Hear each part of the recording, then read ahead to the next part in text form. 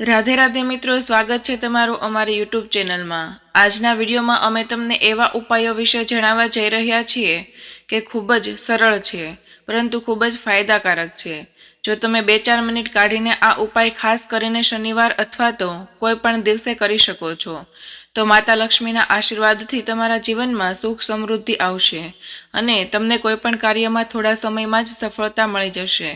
तमे जे पण कार्य शरू करशो तेमां तमने सफलता मळशे। मित्रों, आपणा तंत्रशास्त्र अने ज्योतिषशास्त्र में लविंग ने खूब ज उत्तम गणाववामां आव्युं छे।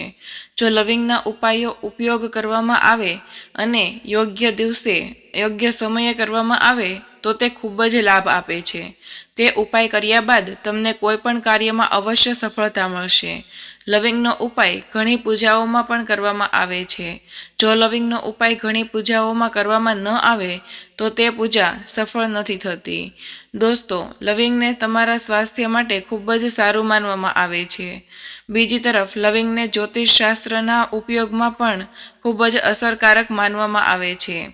एवुं कहेवाय छे के लविंगनो योग्य उपाय कोई पण व्यक्तिना दुर्भाग्यना ताळा तरत ज खोली शके छे। लविंगनो उपाय खूब ज सरळ छे।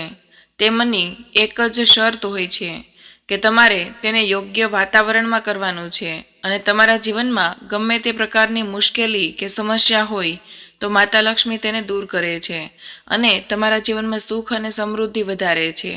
मित्रों, अमे तमने लविंगना एवा उपायों विषे जणाववाना छीए जे धर्मशास्त्र, तंत्रशास्त्र अने बीजा घणा शास्त्रोमां लखेला छे। जो तमे पण तमारा जीवनमां कोईपण प्रकारनी समस्यामां फसायेला छो, तमे कोईपण प्रकारनी समस्याथी परेशान छो अथवा तमे कोईपण प्रकारनी समस्याथी भांगी पड्या छो। मित्रों, जो तमारा जीवनमां समस्याओ अनिवार्य छे, तमारी जे पण इच्छाओ होय छे, उदाहरण तरीके धारो के तमारा जीवनमां पैसा आववानुं बंध थई गयुं छे तो आपणा धर्मशास्त्रमां लखायेलुं छे तो बधी बाजुएथी पैसा तमारी पासे आवशे।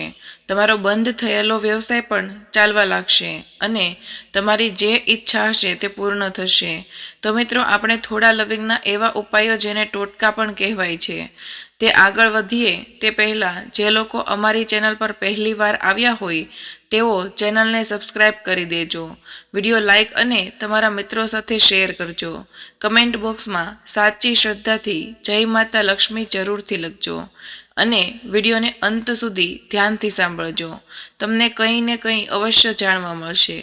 चालो आपणे आगळनी माहिती शरू करीए। मित्रों, एक बात समझो कि भगवान श्री गणेशनी पूजा थाय छे, भगवान महादेवनी पण पूजा थाय छे अने माता दुर्गानी पण पूजा थाय छे। तो आ बधानी पूजामां लविंगनो उपाय अवश्य उपयोग करवामां आवे छे। जो लविंगनो उपयोग तेमनी पूजामां न करवामां आवे तो तेमनी पूजा पूर्ण मानवामां नथी आवती। बीजी बाजु एवुं पण कहेवाय छे के लविंगना उपायनो खोटी रीते उपयोग करवामां आवे तो अनेक देवी देवताओ क्रोधित थाय छे। तेथी ज मित्रों, आ वातनुं खास करीने ध्यान राखी लेजो। मित्रों, जो तमे लविंगना आ उपायोनी मददथी जाते ज पूजा पाठ करो छो तो पछी तेनो लाभ तरत ज तमने मळे छे अने मित्रों, तमने तेनो लाभ 100% मळे छे। मित्रों, आ लांबा उपायो छे पण तमारे तेने योग्य समये क्रिया प्रमाणे करवाना छे अने एक वार तमे आ उपायो करी लो पछी कर्या पछी पाछुं वळीने जोशो नहीं। तेथी ज मित्रों, जो तमे तमारा जीवनमां गरीबी, मुश्केली अने आ बधी वस्तुओमांथी मुक्ति मेळववा मांगता होय तो आ उपाय करी शको छो। मात्र तमारा माटे ज नहीं परंतु तमारा समग्र परिवारना कल्याण माटे आ विडियोने अंत सुधी जुओ।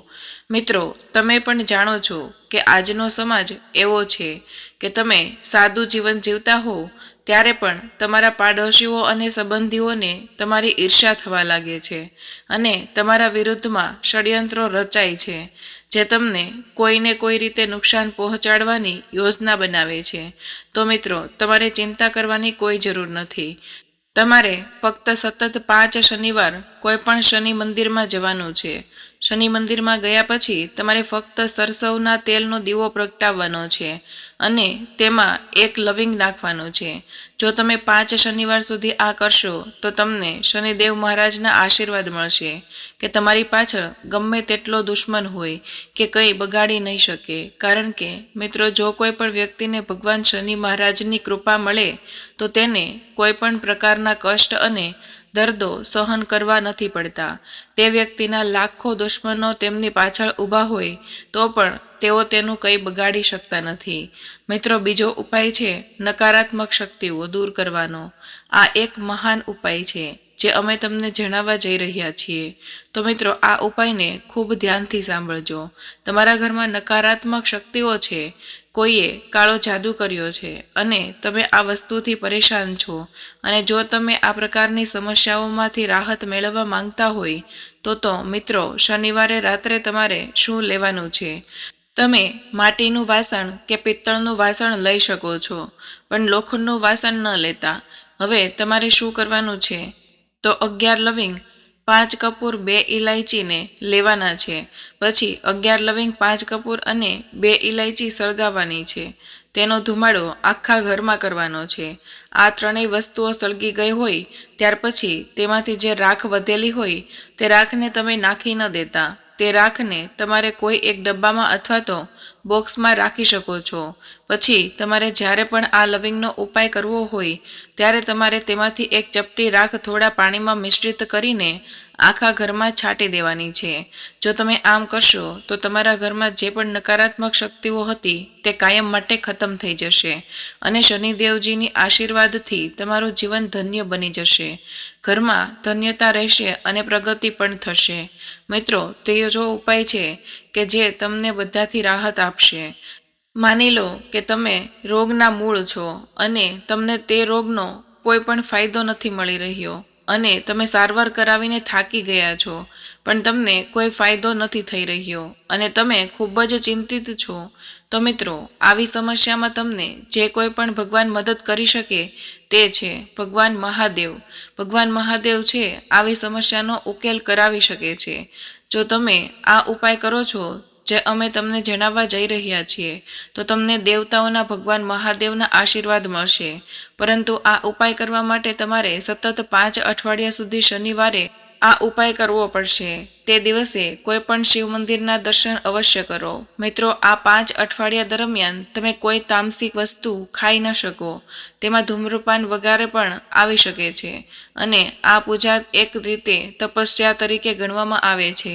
જે વ્યક્તિ આ પૂજા કરે છે તે રોગ મુક્ત થઈ જાય છે અને તેની સ્વાસ્થ્ય સંબંધિત સમસ્યાઓ પણ દૂર થવા લાગે છે. તકલીફોમાંથી મુક્તિ મેળવવા માટે માત્ર એટલું જ કરવાનું છે કે શનિવારે સ્નાન કરીને કોઈ પણ શિવ મંદિરમાં જાઓ. તમારે ફક્ત શનિવારે જ આ ઉપાય કરવાનો છે. સવારે વહેલા ઉઠીને સ્નાન કર્યા બાદ તમારે 2 લવિંગ લેવાના છે. કોઈ પણ શિવ મંદિરમાં તમારે જવાનું છે અને આ 2 લવિંગ ઉત્તર તરફ ઊભા રહીને ભગવાન શિવને અર્પણ કરવાના છે અને ત્યાં તમારે 108 વખત ઓમ નમઃ શિવાય બોલવું પડશે. કારણ કે 108 નંબર એ ભગવાન શંકર એટલે કે આપણા ભોલેનાથને અત્યંત પ્રિય છે અને તે તેમના ભક્તોની બધી જ મનોકામનાઓ પણ પૂર્ણ કરે છે. પછી તમારી જે કોઈ પણ ઈચ્છાઓ હોય તે તમે મહાદેવ પાસે માંગી શકો છો. મિત્રો, આ ઉપાય કરવાથી તમારા પર મહાદેવની કૃપા થશે. તે તમને રોગ, તણાવ, પરેશાનીઓ, સમસ્યાઓથી તમને સંઘર્ષ કરી રહ્યા હતા તેનાથી મુક્તિ થઈ જશો. મિત્રો, પહેલાં ધંધો ચાલતો હતો તો હવે ધંધો ચાલતો બંધ થઈ ગયો છે. તમે આ વાતથી ખૂબ જ પરેશાન છો તો એક ખૂબ જ સરળ ઉપાય જણાવીએ છીએ. તો તમારે એક વાત ધ્યાનમાં રાખવી જોઈએ કે બિઝનેસમાં આપણને કોઈ પણ મદદની જરૂર હોય છે તો ભગવાન ગણેશના આશીર્વાદની જરૂર છે. જો તમને ભગવાન ગણેશના આશીર્વાદ મળશે તો તમારો વ્યવસાય પણ તમારા જીવનમાં સારો ચાલશે અને તમે તમારા વ્યવસાય સાથે ખૂબ જ પ્રગતિ કરશો. તેથી તમારે ફક્ત બુધવારે ભગવાન ગણેશના મંદિરમાં જવાનું છે. તમારે ગાયના દૂધમાંથી બનેલો ઘીનો દીવો પ્રગટાવવાનો છે અથવા તમે કોઈ પણ બુધવારે તમારે લાલ કપડું લેવાનું છે. લાલ કપડામાં તમારે 21 લવિંગ અને 11 કપૂર રાખવાના છે અને તમે ભગવાન ગણેશના જમણા પગમાં તે કપડાને સ્પર્શ કરાવવો પડશે. ત્યારબાદ તમારે તેને માટીના વાસણમાં સળગાવવાનું છે. તે કપડું સળગી જાય ત્યારબાદ તેમનો ધુમાડો ઉત્પન્ન થાય છે.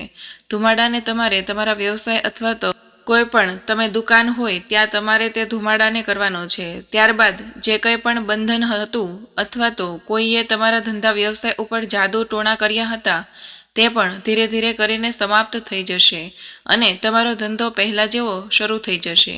અને મિત્રો, તમે લોકો આ ઉપાય ન કરી શકો તો તમને હું એક બીજો ઉપાય બતાવું છું. તો તમારે 2 અઠવાડિયા સુધી એટલે કે 14 દિવસ સુધી તમારે તમારી દુકાનના પ્રવેશ દ્વાર પર ગંગાજળનો છંટકાવ કરવો પડશે. જો તમે આમ કરશો તો ભગવાન ગણેશના આશીર્વાદથી તમારો ધંધો સારો ચાલવા લાગશે. અને મિત્રો, તમારી ધંધાકીય સમસ્યા બધી પૂર્ણ થઈ જશે અને તમે ધંધામાં સફળતા પ્રાપ્ત કરશો. મિત્રો, આ ઉપાય અહીંયા પૂર્ણ થઈ ગયો. અને જો તમારા જીવનમાં કંઈ પણ પૈસા સંબંધિત સમસ્યાઓ હોય તો તેનું સમાધાન લાવવા માટે તમારે માતા લક્ષ્મીને પ્રસન્ન કરવા પડશે.